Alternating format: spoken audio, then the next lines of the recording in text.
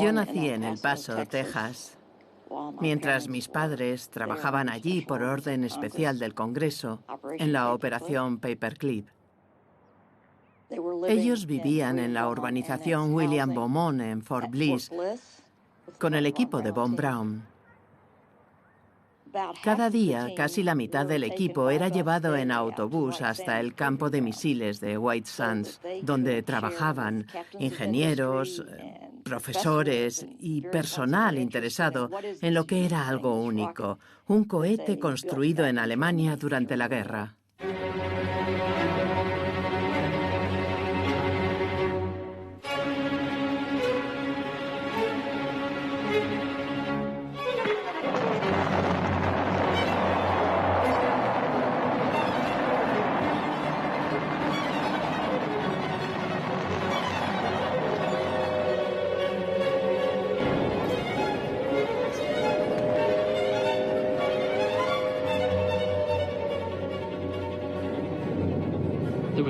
No existía una respuesta para el V2. Era muy rápido y muy destructivo.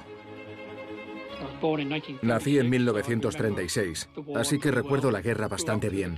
Yo crecí en Portsmouth durante el Blitz. La primera vez que sufrí heridas fue cuando un V1 cayó en mi calle. Mató a todos los vecinos y a mi tío. Resulta un poco extraño. Fui víctima de los efectos de las armas de represalia alemanas y 20 años después viví en el mismo edificio que Wernher von Braun. Von Braun fue el principal responsable del V2. Si los alemanes lo hubieran tenido un año o más antes, el resultado de la guerra podría haber sido diferente.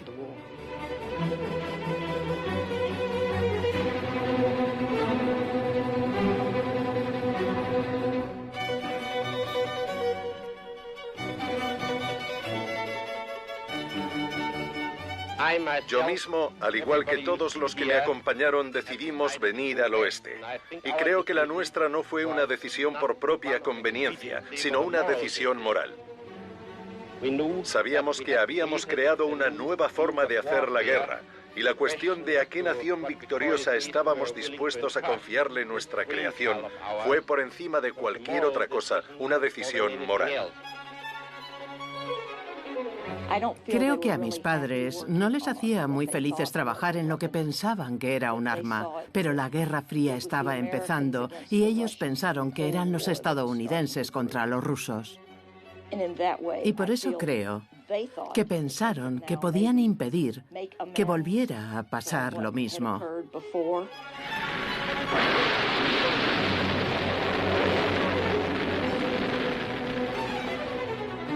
El V2 estaba muy por delante de su tiempo. El cohete Redstone era descendiente directo del V2. El Redstone reemplazó al Júpiter. Luego cogimos el tanque de un Júpiter y 8 cohetes Redstone y construimos el Saturno 1. Después usamos ese concepto para fabricar el Saturno 5. Y Von Braun estuvo al frente desde el primer día.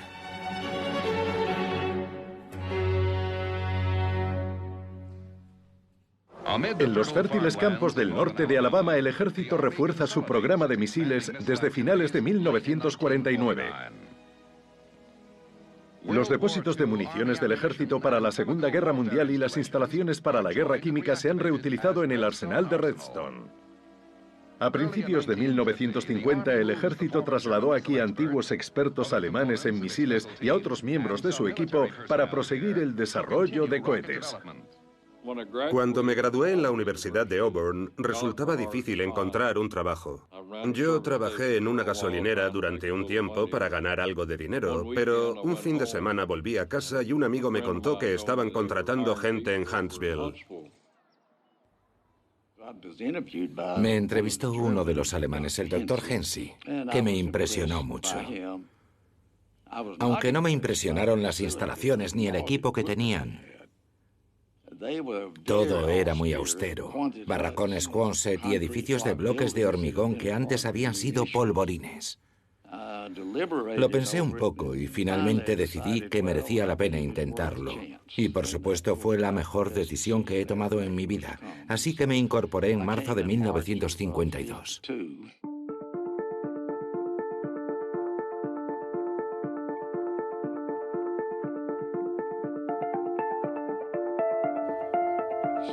Los alemanes habían estado trabajando en varios cohetes mientras estaban en White Sands, así que creo que ya tenían muy avanzado el cohete Redstone. Nosotros teníamos que responder a lo que tenían los rusos y habíamos oído que tenían un misil dirigido con un alcance de 300 kilómetros. Así que montamos y probamos el cohete Redstone y luego lo llevaron al campo de pruebas para su lanzamiento.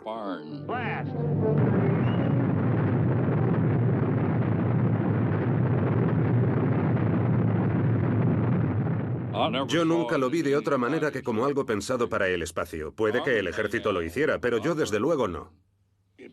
Muy pronto se hizo evidente que, aunque nuestra misión era desarrollar un cohete, la visión del Dr. von Braun era un viaje espacial. Recuerdo que cuando iba a casa los fines de semana, la gente siempre me hacía la misma pregunta. Todos pensaban que era algo parecido a Buck Rogers. Conseguí convencerles de que lo que estábamos haciendo no tenía nada que ver con él.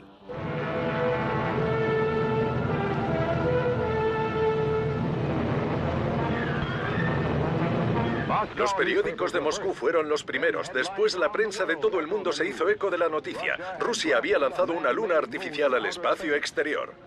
En todos los continentes y en todos los países, la historia del Sputnik 1 ocupaba las portadas. En su órbita a 1000 kilómetros de altura sobre la Tierra, el satélite alcanza una velocidad de 30.000 kilómetros hora, completando una vuelta alrededor del globo cada 96 minutos. Yo aún estaba en la Universidad de Luisiana cuando los rusos lanzaron el Sputnik. Fue una auténtica conmoción para todo el país. Nunca había visto nada parecido. Los estadounidenses se dieron cuenta de que existía una tecnología que no podían detener. Prácticamente había pánico en las calles.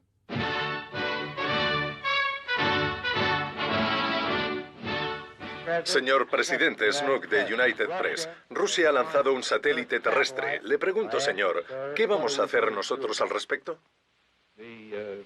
Los soviéticos han vuelto a demostrar una vez más, ciertamente, con el lanzamiento de un satélite, que son capaces de lanzar un objeto.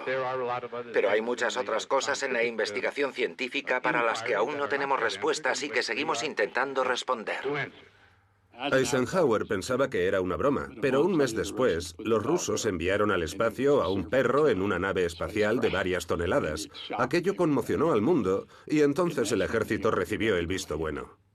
Buenos días, caballeros. Siéntense, por favor. Tengo que anunciarles algo muy importante. Nos han asignado la misión de lanzar un satélite terrestre científico. Le prometí al secretario de Defensa que estaríamos listos en 90 días o menos. Adelante, Werner. Medary sabía que teníamos la capacidad con nuestro pequeño Redstone, por lo que nos autorizó a construir un cohete adicional que se usaría específicamente para lanzar el satélite. Y así lo hicimos, lo diseñamos, lo construimos y todo se hizo en secreto. El secretario de Defensa le preguntó, ¿cuánto tardarías en hacerlo? Medaris dijo, bueno, digamos que unos 3 meses. No le dijo que ya lo teníamos listo en el hangar.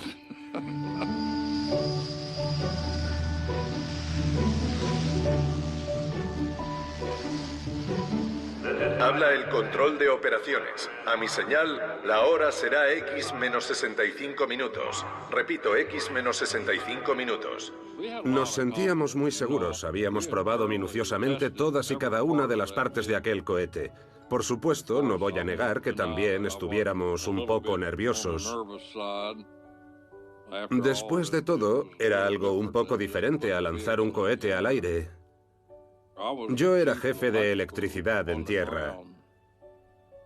Yo solo sabía que eso estaba listo. Estoy seguro de que todos los demás tenían la misma sensación. 5, 4, 3, 2, 1, orden de lanzamiento. Ignición. Despegue.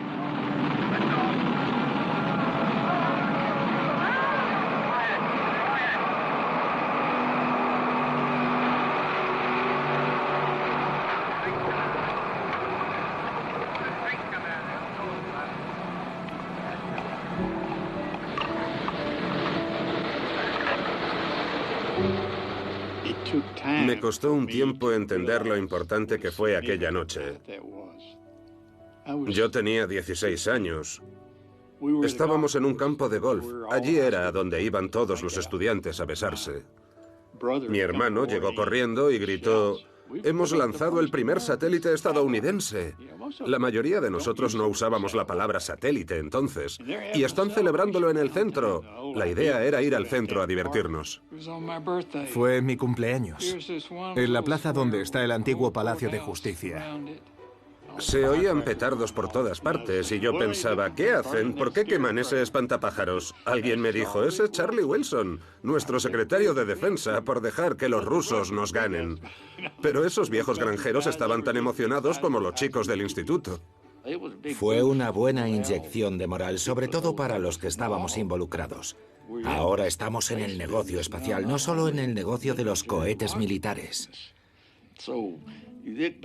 Cada vez estaba más claro que también nos disponíamos a hacer otras cosas en el espacio.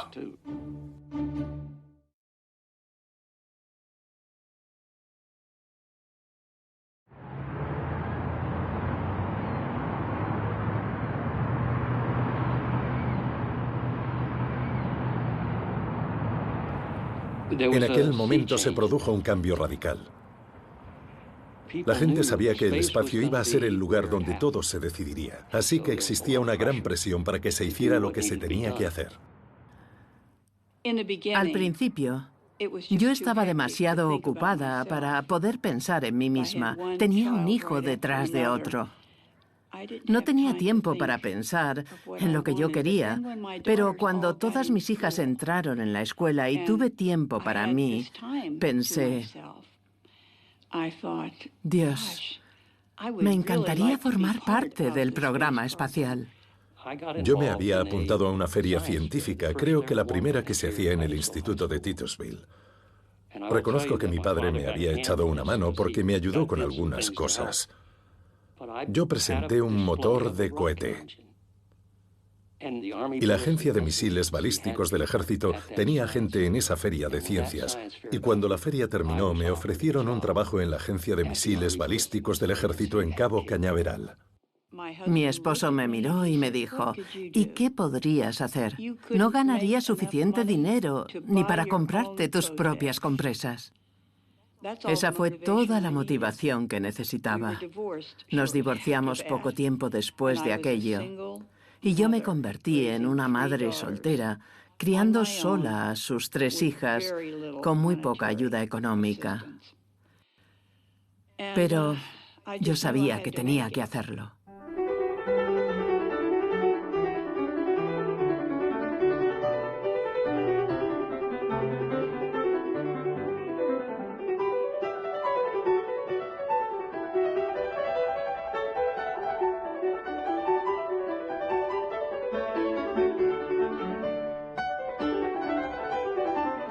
Había un lanzamiento cada 3 o 4 días y alguna prueba cada día. Yo era empleado civil y trabajaba como técnico. Mi primera impresión fue que era como una gran familia. Me acogieron muy bien. Yo era el más joven con diferencia, tenía 17 años. Yo no sabía nada, pero ellos estaban dispuestos a enseñarme. Fue especial. Les importaba que yo tuviera éxito o no. Conseguí un trabajo de Kelly Girl. Probablemente no sepáis lo que es eso. Era un trabajo temporal. Por lo general, como mecanógrafa o secretaria. Tuve varios trabajos con diferentes contratistas. Duraban entre 3 y 6 meses. Hasta que finalmente conseguí un trabajo en IBM. Me gustó la forma en la que trataban a la gente. Me gustó la empresa, el ambiente. Y me ofrecieron un trabajo a tiempo completo. Y eso resultó ser una bendición maravillosa.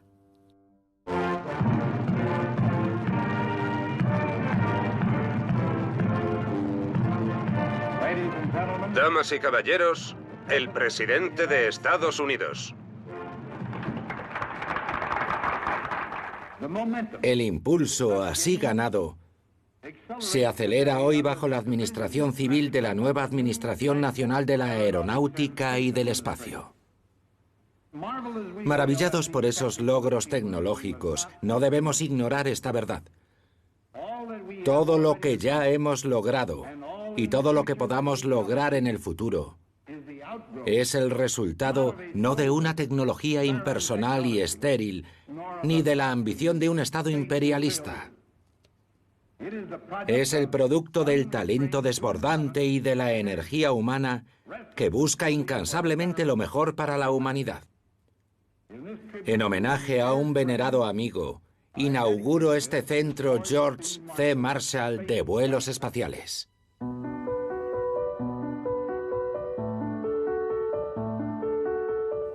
Yo estaba en mi segundo año y seguía sin saber demasiado cuando nos transfirieron a todos desde la agencia de misiles balísticos a esa nueva agencia llamada NASA.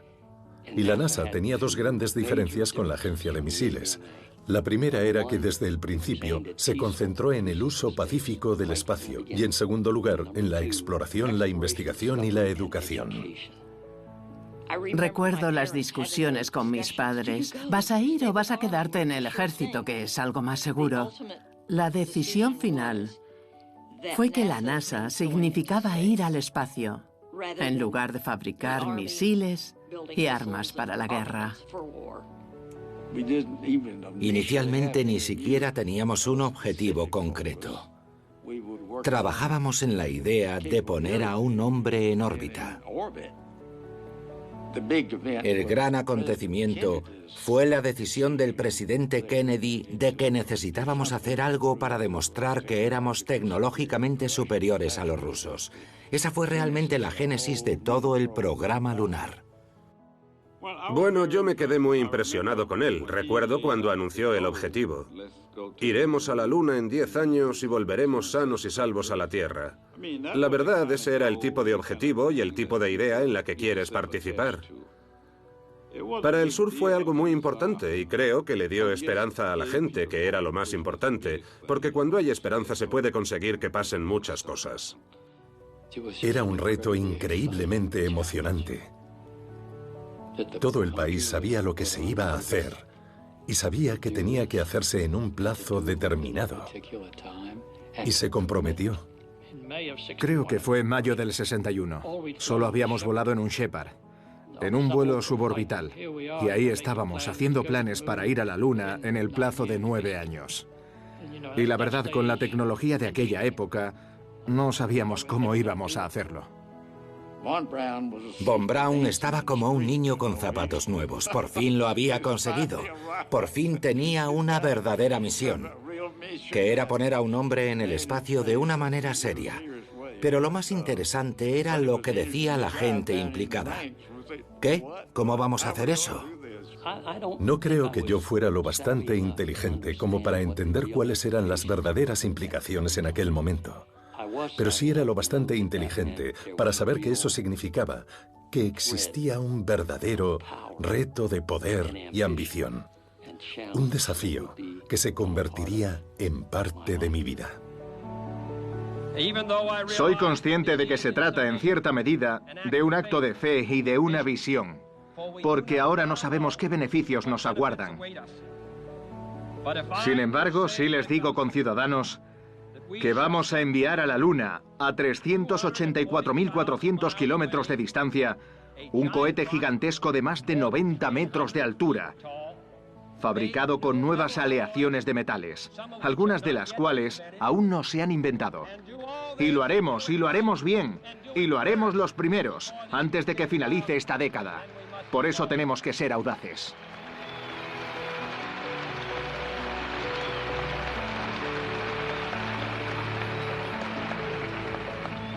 Y se hará. Y se conseguirá antes de que termine esta década. Así pues, al iniciar esta singladura, pedimos la bendición de Dios para la aventura más peligrosa, arriesgada y titánica en que se haya embarcado jamás el ser humano.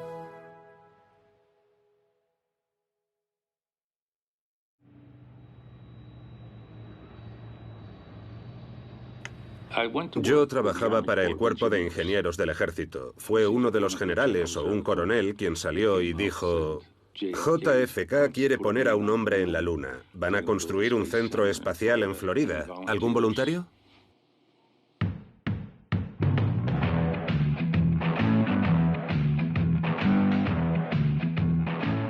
Mi padre trabajaba en la construcción. Dirigía una compañía de hormigoneras de hormigón premezclado. Siempre me decía, recuerda las 4 Cs, ser capaz de comunicar, coordinar, cooperar y tener credibilidad. Y añadía, si para empezar no tienes credibilidad, nunca tendrás éxito. Podrás ganar dinero, pero nunca serás un éxito como ser humano.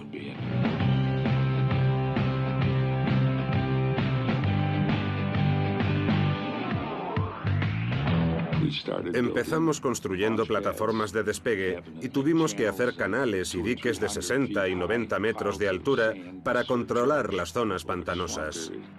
El centro de control de lanzamientos estaba allí. Las plataformas de despegue estaban a 15 metros sobre el nivel del mar. Debajo había una enorme catacumba repleta de cables y tuberías. Aquello era como una ciudad pequeña. Y todo se hacía al mismo tiempo, no paso a paso. Alguien estaba trabajando en la estructura, mientras alguien lo hacía en la mecánica y otros simultáneamente en la electricidad. No pretendo parecer un entusiasta, pero creo que el espíritu dominante era, vamos a ganar a los rusos de aquí a la luna. Nadie pensaba, demonios, es un trabajo. Sí, había unos cuantos así, pero no muchos. Hoy, desde donde una vez estuvo Jefferson Davis, hago un juramento a nuestro pueblo. En el nombre de las más grandes personas que jamás hayan pisado esta tierra, yo trazo la línea en el polvo y arrojo el guante ante los pies de la tiranía y yo digo, segregación hoy, segregación mañana y segregación siempre.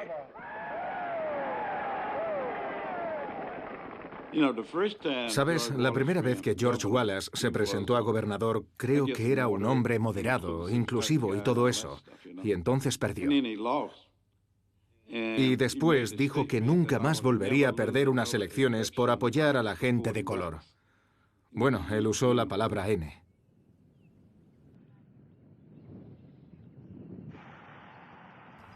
Nosotros vivíamos en Pulaski Pike. En aquella época, todo Huntsville estaba segregado. Para llegar a la escuela teníamos que ir por la vía del tren. No podías pasar por ningún otro vecindario.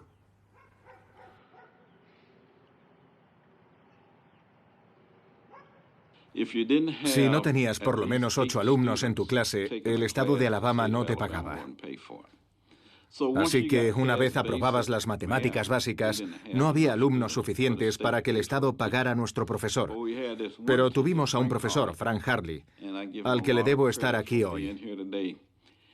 Él venía después de clase para enseñarnos trigonometría de forma gratuita. En secundaria, tuve a una profesora, la señora Fields, que siempre me decía, tienes buena cabeza para ser matemático. Y supongo que eso se me pegó. Y es lo que intenté hacer. Gracias a la llegada de trabajadores cualificados, hoy Huntsville combina el encanto y el ambiente relajado de una tranquila comunidad sureña con la curiosidad intelectual de una importante ciudad universitaria. El presidente John F. Kennedy ha dictado la Orden Ejecutiva 10925 estableciendo un nuevo programa de igualdad de oportunidades de empleo en el servicio federal.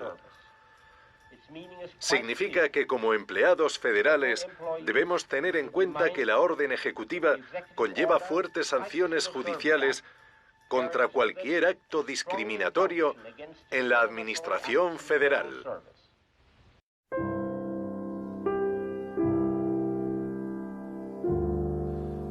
Creo que fue una gran cosa. Muchos afroamericanos nunca pensaron que podrían trabajar para la NASA. Clyde Foster, Richard Hall y Norman Fletcher fueron algunos de los primeros que llegaron allí. Y creo que ellos abrieron las puertas a otros afroamericanos de nuestras comunidades. Mi primer trabajo fue como operador informático. Cuando entré en esa sala, había luces parpadeantes y cintas por todas partes, y yo estaba muerto de miedo. Un chico de Auburn, él era licenciado en matemáticas, empezó el mismo día que yo, y enseguida descubrí que yo sabía tanto como él. Pusieron en marcha un programa de cooperación que permitía a los estudiantes de universidades y facultades trabajar allí durante el verano. La verdad es que yo no lo vi como una forma de romper la barrera racial. Yo solo lo veía como una forma de conseguir lo máximo posible. Cuando me convertí en subdirector del Centro Kennedy, no fue porque yo quisiera ser subdirector porque fuera negro. Yo quería ser subdirector porque eso era un ascenso, ¿sabes? Pero siempre supe que tenía cierta responsabilidad por ser negro en esas posiciones. No podía permitirme el lujo de fracasar. Así que siempre hice lo que fue necesario para tener éxito. Nunca trabajé 8 horas al día. Mis jornadas eran de 10 a 12 horas diarias. Cuando me nombraron supervisor, yo tenía 4 estudiantes afroamericanos, la mayoría de ellos mujeres, trabajando bajo mis órdenes en el laboratorio de computación. Algunos de los empleados, que ahora son mis amigos, se acercaban y me decían: «Me alegro de que estuvieras allí para ayudarme. Si no hubieras estado allí para darme ánimo o decirme qué hacer, probablemente no lo habría conseguido».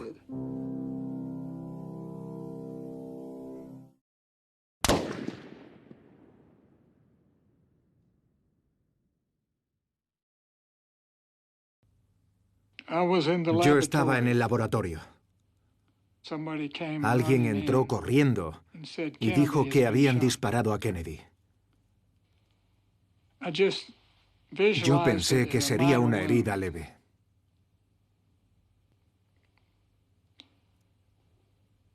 No lo podíamos creer.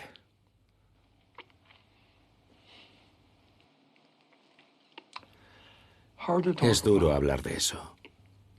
Claro. Pero, ¿sabe? No era justo. Y a todos nos afectó mucho. Me hizo sentir muy insignificante. Si las personas que son el centro de atención, que están haciendo grandes cosas, pueden ser eliminadas tan fácilmente, entonces, ¿quién soy yo? Eso te hace ver las cosas de otra manera. La fama tiene un precio.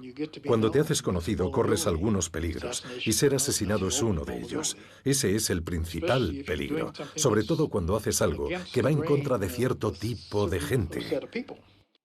No lo sé, tal vez me impresionó tanto lo ocurrido que ni siquiera pensé en las consecuencias que podría tener para el programa espacial. Ciertamente habíamos perdido al hombre que era nuestro mayor admirador, porque todos trabajábamos para hacer realidad su sueño, y su sueño se había convertido en nuestro sueño. El líder más grande de nuestro tiempo ha sido asesinado en el acto más repugnante de nuestro tiempo. No hay palabras lo suficientemente tristes para expresar nuestra sensación de pérdida. Ninguna palabra es lo suficientemente fuerte como para expresar nuestra determinación de continuar el impulso hacia adelante de Estados Unidos que él inició.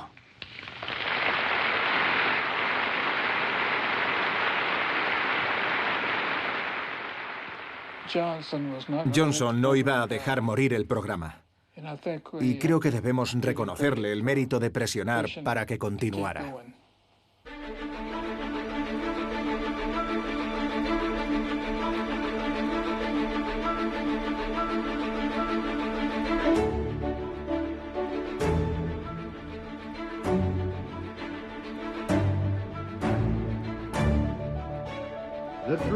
El sueño de conquistar la inmensidad del espacio. Ese es nuestro reto. No dudar. No hacer una pausa. No dar media vuelta y detenernos en este terrible momento. Sigamos adelante para que podamos cumplir con el destino que la historia nos ha marcado.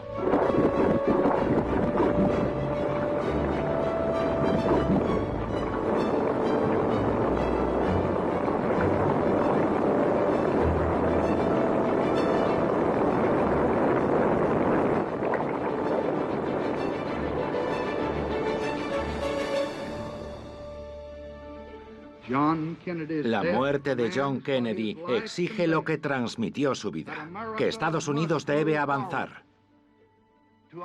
Para honrar su memoria y el futuro de las obras que él empezó, hoy he decidido que el Centro de Operaciones de Lanzamiento de la NASA en Florida se conocerá de ahora en adelante como el Centro Espacial John F. Kennedy. También he contado hoy con la comprensión y el apoyo de mi amigo el gobernador de Florida para cambiar el nombre a Cabo Cañaveral, que en lo sucesivo será conocido como Cabo Kennedy.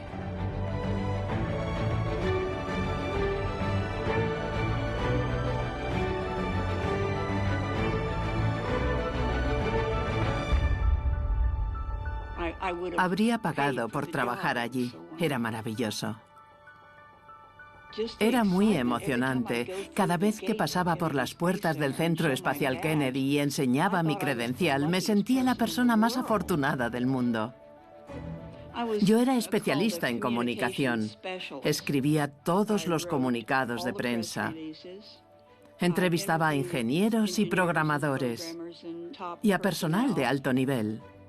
Tuve que aprender, pero finalmente entendí que los trabajadores de IBM hicieron la prueba final del sistema para la IU, la unidad instrumental, que era el sistema de guiado y navegación del Saturno V.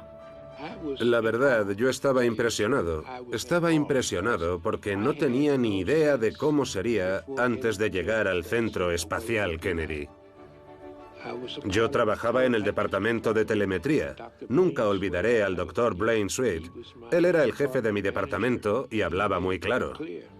Me dijo, amo la excelencia. Quiero que la gente que venga aquí no solo nos ayude a conseguir nuestro objetivo, sino que aporten toda la sabiduría que tengan para ayudarnos a mejorarlo. Ahora soy parcial. Yo había hecho un máster y un doctorado en gestión. Y puedo decir que los logros técnicos fueron fabulosos. Y los logros organizativos fueron igualmente fabulosos. Fueron capaces de formar un equipo compuesto por muchas empresas y organizaciones diferentes que trabajaban juntas. Y eso sucedió durante el proyecto Apolo. Se tuvo que hacer. ¿Cómo se podía crecer en tamaño a la velocidad que se requería sin atraer a mucha gente diferente?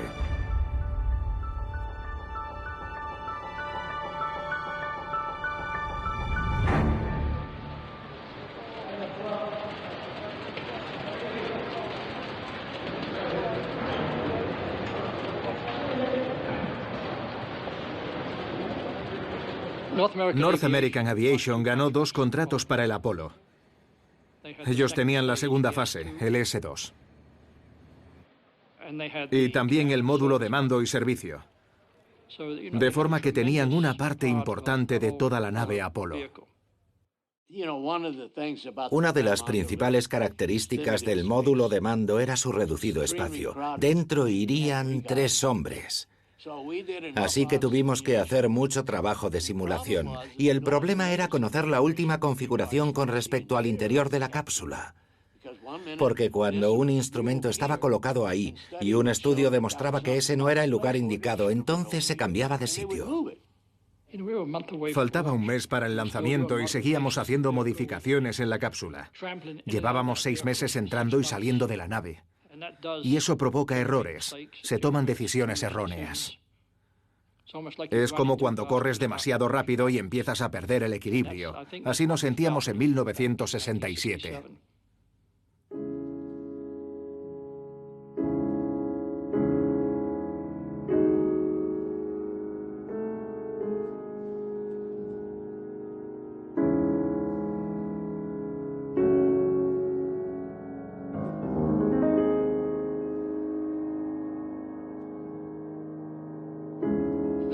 Aquella noche yo estaba en el centro.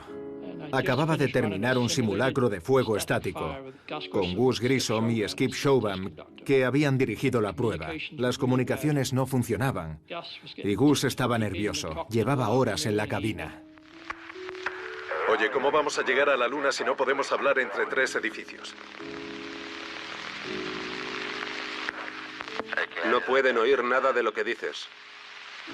Jesús. Y Skip dijo, vamos a hacer una pausa para ver si podemos arreglar las comunicaciones antes de pasar a la cuenta atrás. Por alguna razón, saltó una chispa en algún lugar debajo de uno de los asientos. Y desafortunadamente, habíamos saturado la atmósfera del interior de la cápsula con oxígeno al 100%. Lo hicimos siguiendo la experiencia tanto de Mercurio como de Géminis, a pesar de que las cápsulas Mercurio y Géminis eran muy pequeñas en comparación con la cápsula del Apolo. Y cuando tienes oxígeno al 100% y algo se enciende, se produce una explosión. Nosotros habíamos discutido el procedimiento para salir de la cápsula en una emergencia. Y la NASA quería un sistema redundante. Ellos querían una escotilla en el exterior que se abriera hacia el exterior. Y querían una escotilla en el interior que se abriera hacia el interior. Sin embargo, cuando empezó el fuego, la presión era tan grande que hizo que la escotilla se cerrara con más fuerza aún. Ed White era un hombre fuerte. No había forma en el mundo de que hubiera podido abrir esa escotilla. El depósito bajo presión se rompió y el fuego estalló en todas las plataformas del exterior del módulo de mando. Quemó a los técnicos que estaban fuera y todos los papeles que había. No duró mucho, pero ellos supieron que estaban en peligro. Tras el incendio en la plataforma que mató a los 3 astronautas, la NASA dijo, si se produce otro desastre de la misma naturaleza y muere la tripulación, el Congreso cortará la financiación y eso supondría el final del programa. Y era verdad, todo el mundo lo sabía. No tardaron mucho en llegarnos las órdenes. Esto no volverá a suceder. Vamos a revisarlo todo. Y con todo, quiero decir todo. Pasamos casi un año entero revisando todas las cosas que habíamos diseñado y construido, todas las decisiones de dirección que se habían tomado. En cuanto a la cápsula, hicimos una muy buena evaluación. ¿Qué tenemos que cambiar para que el vehículo sea más seguro? Y lo hicimos. Tardamos bastante tiempo en conseguirlo, pero hicimos una escotilla única. Un dispositivo al que llamamos cierre central hacía que la escotilla se cerrara herméticamente por la presión interna. Y tuvimos que empezar a revisar todos los materiales que habíamos usado en los sistemas de respiración. Ignorábamos que algunas cosas eran inflamables o explosivas cuando estaban en un ambiente de oxígeno puro, que podían arder. Aquel accidente nos proporcionó una cantidad enorme de conocimientos que se usaron para rediseñar todos los sistemas de oxígeno del mundo desde entonces. Cuando miras atrás, de no haberse producido ese incendio aquella noche y sin perder a esos hombres, tal vez no habríamos llegado a la Luna. Lo que temía es que en algún momento posteriormente pudiera producirse otro incendio y otra situación en la que perdiéramos a la tripulación en órbita o camino de la Luna. Y creo que el programa habría terminado ahí.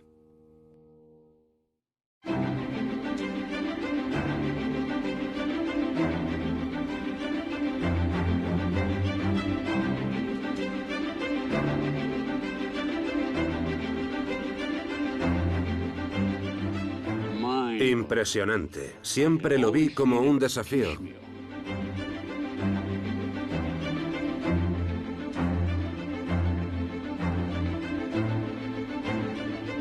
El primer día, cuando me llevaron a la plataforma como parte de mi formación y subí al nivel de los 55 metros, miré hacia abajo y miré hacia arriba. Y pensé, es imposible que esto vaya a despegar. 3.200 toneladas. ¿Cómo va a levantarse del suelo? Eché un vistazo desde la parte superior de la plataforma. Era la plataforma desde la que el Apolo 11 despegaría algún día. Y la vista era impresionante. Y estoy segura de que muy pocas mujeres la habían visto. Al principio del programa Saturno V, se tomó la decisión de realizar una simulación completa. En lugar de solo la fase S1C, S1C, S2, S4B, justo desde el principio, lanzándolas todas. Se podría decir que era una situación muy estresante. Pensar que tu hardware en particular pudiera provocar un fallo catastrófico. Solo puedo decir que sí, que era un temor constante. ¿Sabe? Ese era un cohete extraordinariamente complejo. Cuando empezó la cuenta atrás para el lanzamiento real, entré en el centro de operaciones y no salí en 3 días y 3 noches. Von Braun fue a vernos. Y allí estaban todos esos ingenieros dormidos sobre sus consolas. Von Braun dijo, dejadlos que duerman. Quiero que estén listos cuando llegue el momento. Yo estaba en una consola de control con mi jefe. Y cuando faltaban 30 segundos le dije, disculpe, enseguida vuelvo. Bajé las escaleras y salí delante del centro de control de lanzamiento. Y me quedé allí viendo el despegue. 12, 11, 10, 9. Iniciando secuencia de ignición. 5, 4, ignición. Todos los motores funcionando. Imagina coches de 350 caballos de potencia, parachoques contra parachoques, desde la costa atlántica hasta la costa del Pacífico pisando el acelerador a fondo. Esos son 32 millones de caballos de empuje. Eso es mucha potencia.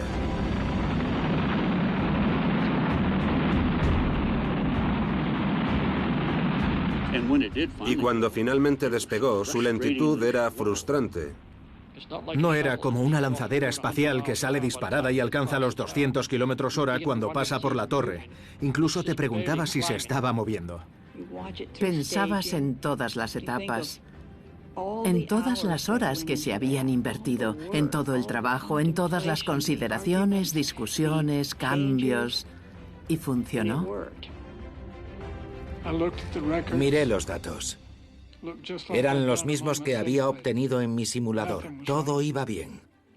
Era el primer vuelo.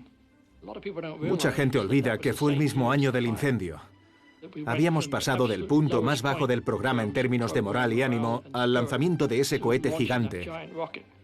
Literalmente, el Fénix resurgió del fuego. Una vez que terminó, creo que mucha gente dijo, podemos hacerlo. Y creo que preparó el camino para todos los que vinieron después.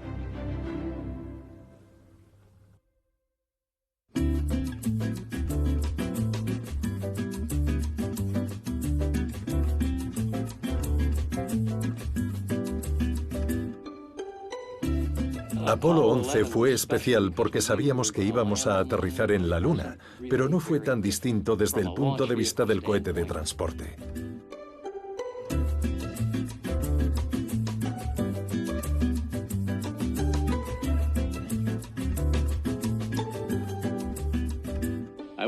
Yo estaba en el equipo de apoyo, lo cual significaba que había terminado mi trabajo justo cuando las cosas empezaban a ponerse emocionantes.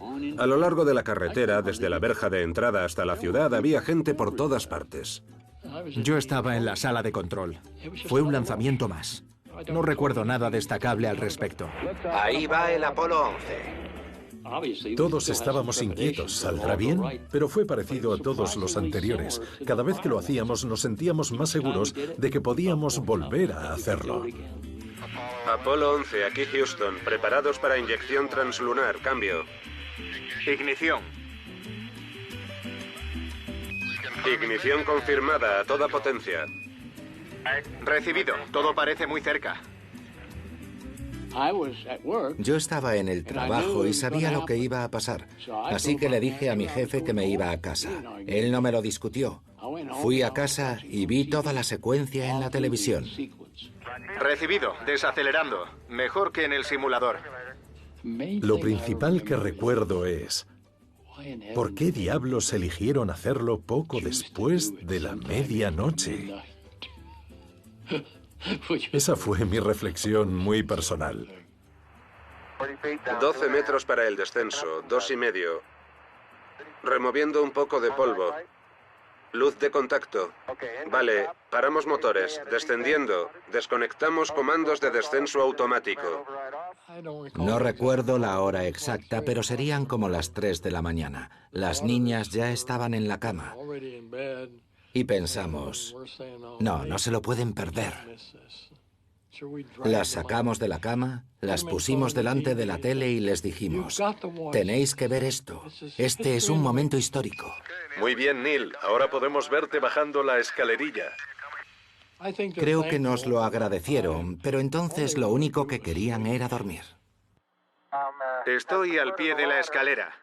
Los discos de las patas del módulo lunar solo se hunden 3 o 4 centímetros en la superficie. Ahora voy a dejar el módulo lunar. Es solo un pequeño paso para un hombre,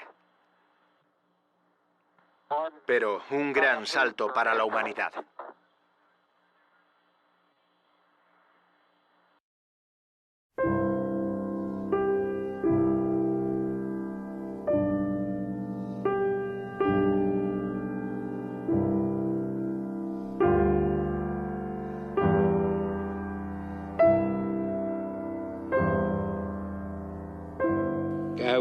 Yo estaba en el centro espacial. Nos encontrábamos en el piso superior de la instalación de la unidad instrumental. Y te puedo asegurar que se produjo una auténtica explosión de alegría.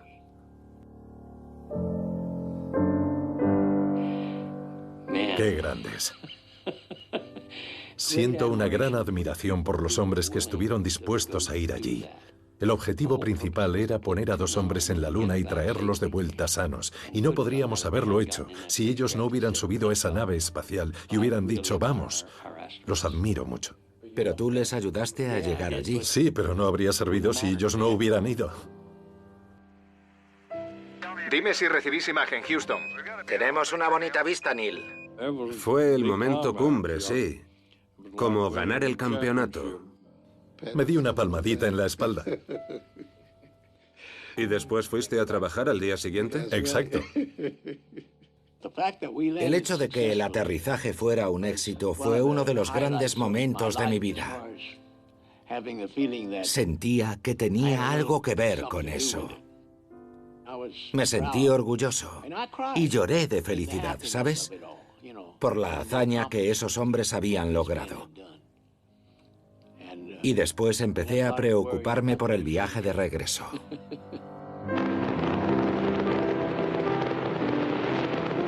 Apolo 11, aquí Hornet. Hornet, cambio. Aquí Apolo 11, le recibo alto y claro. Nuestra posición 1330-6515. 11, Hornet, recibido. La verdad es que no respiré hondo hasta ese momento. Creo que todos sentíamos lo mismo. Traedlos de vuelta y que tengan su desfile.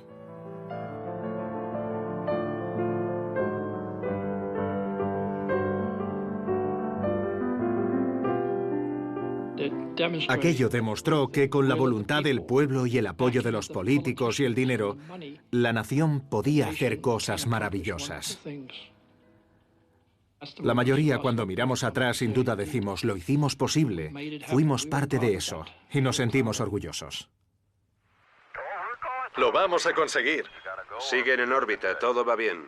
Te diré algo, este es un viaje en primera clase, Houston. En el 69, cuando aterrizamos en la Luna, empezaron a cerrar cosas.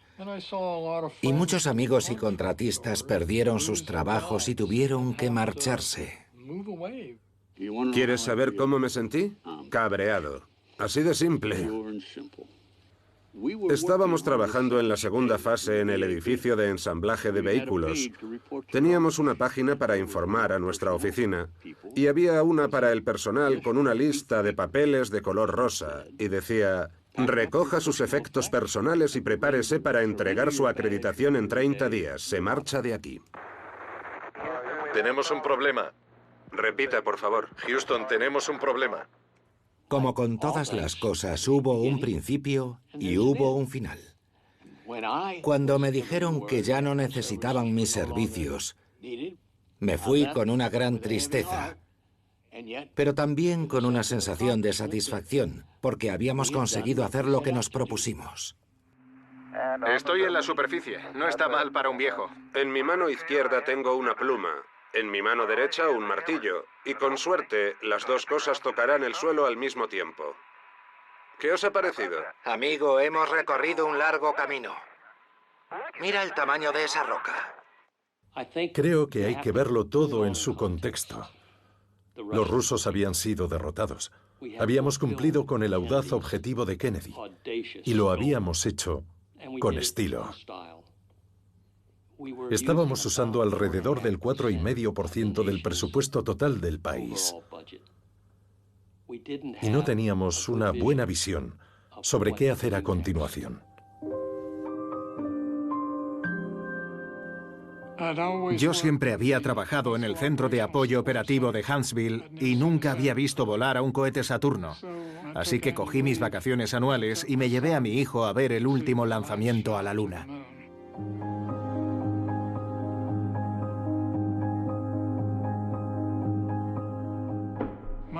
A kilómetros de distancia, elevándose sobre ese páramo, estaba ese alto y estilizado Saturno.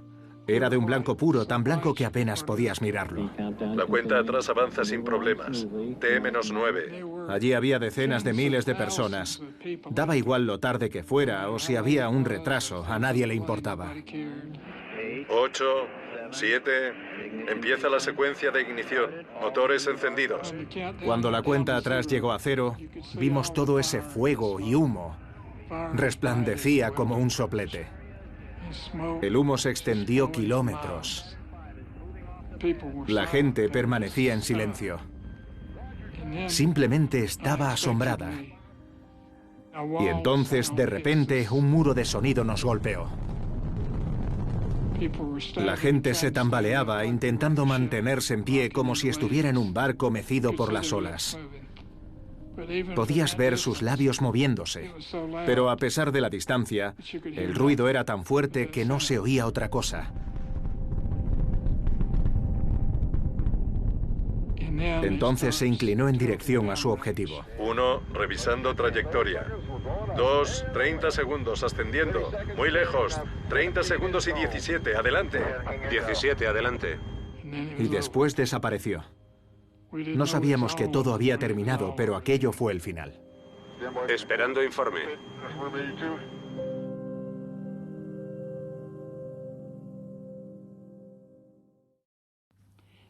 Cuando todo terminó, ese brillante equipo, ese equipo irrepetible, se separó. Y vimos cómo algunos ingenieros brillantes tuvieron que ponerse a vender máquinas de escribir. Cuando pierdes un equipo, empiezas desde cero. Nosotros perdimos a ese equipo.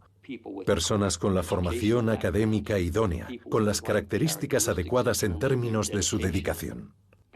Personas con el corazón lleno de esperanza y de sueños. Y eran personas jóvenes. Apolo principalmente fue obra de personas de menos de 30 años. Eran personas que estaban dispuestas a trabajar entre 12 y 18 horas al día para hacerlo realidad. Y sencillamente no veo otro proyecto semejante. Yo no formé parte integral de aquello. Tenía mi trabajo, que consistía en escribir sobre esas personas brillantes. Y me siento como si fuera un testigo. Yo era su voz. Creo que fue el mejor equipo tecnológico que se haya creado nunca.